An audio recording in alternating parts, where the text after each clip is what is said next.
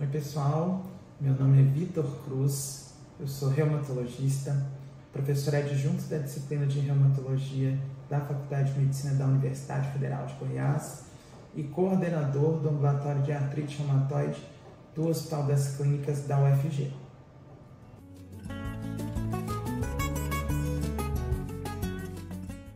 A fibromialgia é uma doença reumática, é um tipo de reumatismo que é caracterizado por uma dor crônica, uma dor que se espalha por todo o corpo. É uma doença que compromete de forma significativa a qualidade de vida dos pacientes, trazendo limitação às funções da vida diária. E, embora não seja uma doença considerada grave, porque não repercute, por exemplo, no risco de morte ou de deformidade, esse comprometimento da qualidade de vida é bastante significativo e exige um segmento especializado e abordagem multidisciplinar.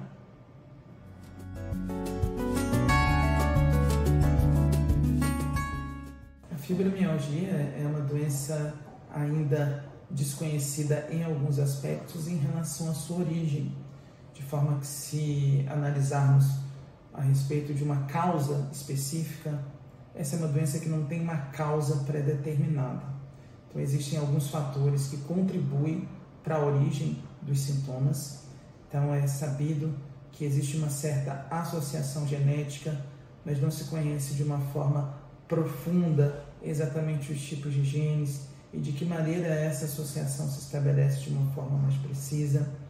Nós sabemos que os pacientes que têm algum tipo de diagnóstico relacionado ao humor, algum transtorno do humor, como a depressão, a ansiedade, transtorno do pânico, são mais suscetíveis a desenvolverem essa doença. Aproximadamente 30% dos pacientes que têm um transtorno do humor podem evoluir com um quadro de dor crônica similar ao quadro de fibromialgia. E a falta de atividade física regular parece também exercer um papel importante na origem da doença, visto que os pacientes que são sedentários, eles são mais suscetíveis a apresentarem esse tipo de quadro.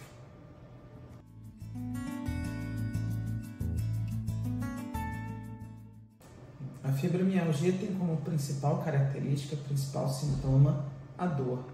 E o que essa dor tem de diferente em relação a outras enfermidades é o fato de ser uma dor difusa, disseminada, que atinge os dois braços, as duas pernas e a região da coluna. Então, todo o corpo dói. É aquela dor que vai de cima, da raiz do fio de cabelo da cabeça até a unha do dedão do pé.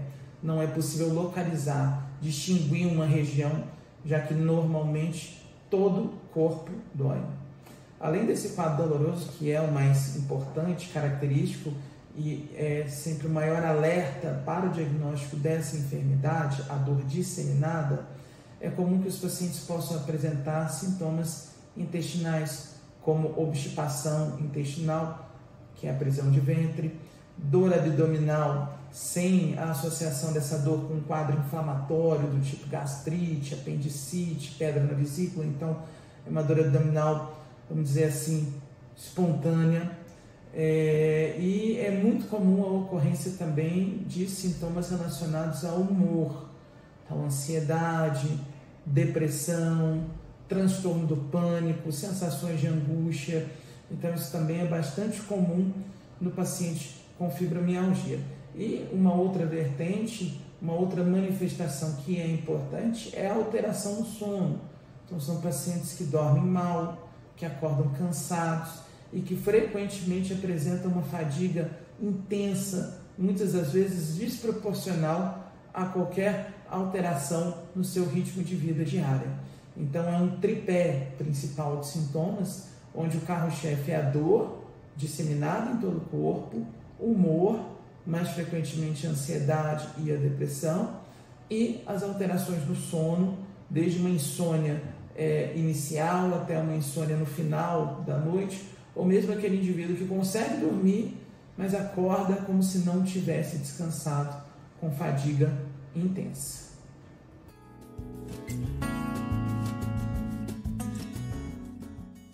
fibromialgia é uma doença que não apresenta nenhum exame laboratorial ou de imagem que seja indicado para o diagnóstico. Então, os exames complementares, no contexto da pessoa com dor difusa, têm a função de excluir outros problemas de saúde, como, por exemplo, o hipotireoidismo.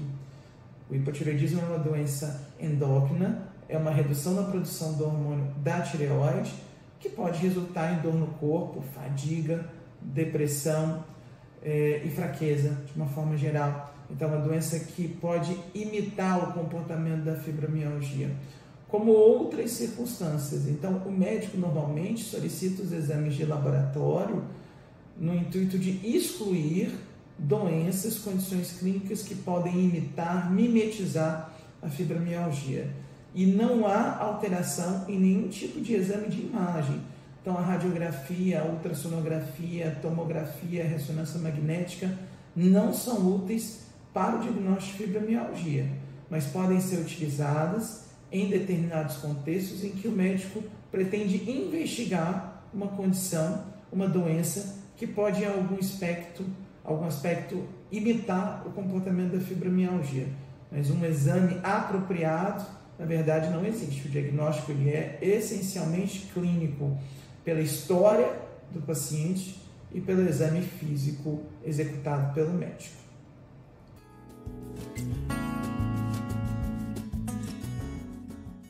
Os pacientes com fibromialgia têm condições de controlar os seus sintomas e atingirem uma qualidade de vida altamente satisfatória, compatível com a população geral.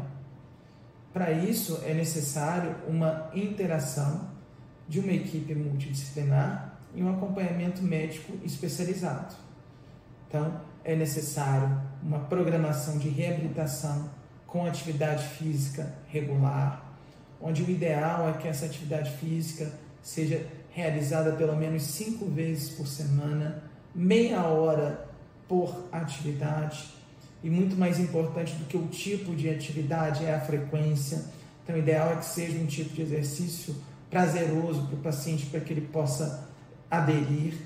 Então, o benefício da hidroginástica, da natação, da bicicleta ergométrica, da esteira, pilates, musculação, todas essas modalidades são úteis. O que deve ser analisado é o dia a dia do paciente, a frequência com que ele consegue desempenhar determinada atividade, a atividade que ele se adapta melhor. A musculação, por exemplo, que envolve carga, num primeiro momento com a doença muito sintomática, certamente não deve ser a atividade de escolha.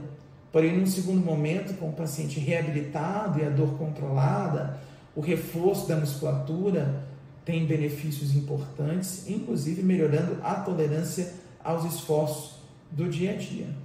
Além da atividade física, esses pacientes, por conta da frequência elevada dos transtornos do humor, particularmente do transtorno depressivo e do transtorno de ansiedade generalizada, se beneficiam do acompanhamento conjunto com o psicólogo. Então, a psicoterapia ela é essencial, junto com o exercício físico, como os 2 tratamentos não medicamentosos mais importantes. Então, essas 2 etapas, elas têm importância similar à medicação e em vários cenários são mais importantes até do que a prescrição de remédio. Em relação ao tratamento farmacológico, ao uso de medicação, existem inúmeras drogas, inúmeros medicamentos que têm segurança e eficácia comprovada no manejo da dor e que o médico reumatologista vai estabelecer para aquele paciente qual é o tipo de medicamento mais adequado para a intensidade e tipo de sintomas associados.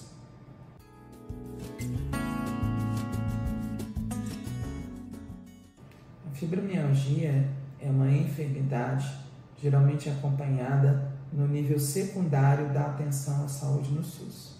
O nível secundário são unidades de saúde de média complexidade, onde os especialistas fazem o segmento e acompanhamento daqueles pacientes de menor gravidade. A fibromialgia compromete bastante a qualidade de vida dos pacientes, mas ela é alocada nesse grupo de média complexidade em função de ser uma doença que não acarretam risco de morte direta ou de deformidade.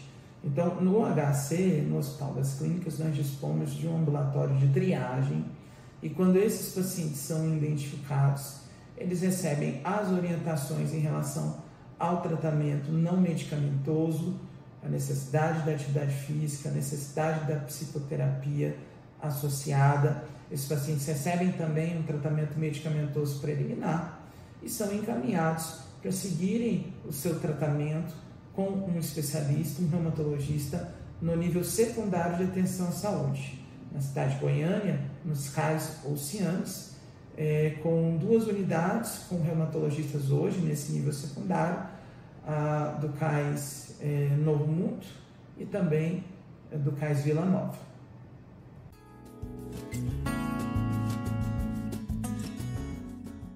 É essencial a adequada informação e o combate ao preconceito.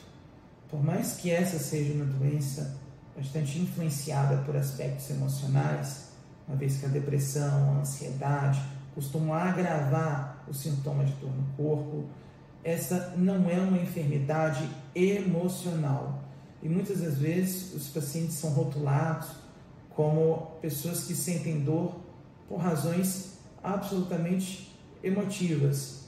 Então, aquela frase que o leigo utiliza, que a dor é da cabeça da pessoa. Então, isso não é verdade. Essa é uma doença em que há uma alteração no sistema nervoso central e periférico que comprometem as vias de percepção da dor. Então, é uma doença que não é da cabeça da pessoa, ela não pode ser rotulada como uma doença emocional. Basta lembrar que a pessoa que trata a hipertensão arterial sistêmica, quando emocionada, aborrecida, tem aumento da pressão. A pessoa que é diabética, quando emocionada, aborrecida, deprimida, pode oscilar os seus níveis da glicose. Essas são doenças crônicas, as que eu citei, que sofrem influência do emocional, mas que não ganham esse rótulo, muitas vezes preconceituoso e pejorativo, que são doenças da cabeça ou emocional. Então, é uma enfermidade, a fibromialgia, que é suscetível a oscilações do humor, mas essa é uma característica da maioria das doenças crônicas, que pioram, que respondem mal ao estresse, ao nervosismo e ansiedade. O profissional habilitado para diagnóstico e segmento em se tratando de uma doença reumática, de um tipo de reumatismo, é o reumatologista.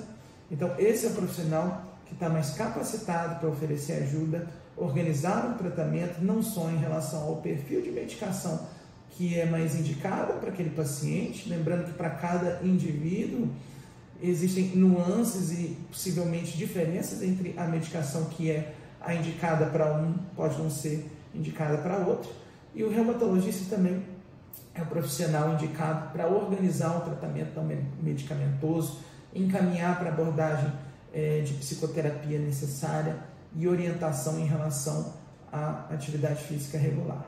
Então, a mensagem final mais importante é que, por mais que essa enfermidade não tenha cura e comprometa de forma significativa a qualidade de vida dos nossos pacientes, o tratamento adequado com a interação multidisciplinar, envolvendo o educador físico e a atividade física regular, o psicólogo e a psicoterapia no geral, mas a terapia cognitiva comportamental em particular, e o reumatologista, para organizar esse tratamento e iniciar o uso das medicações apropriadas, os pacientes têm condição sim de atingirem um excelente resultado, com controle do seu processo doloroso e retomando a qualidade de vida normal.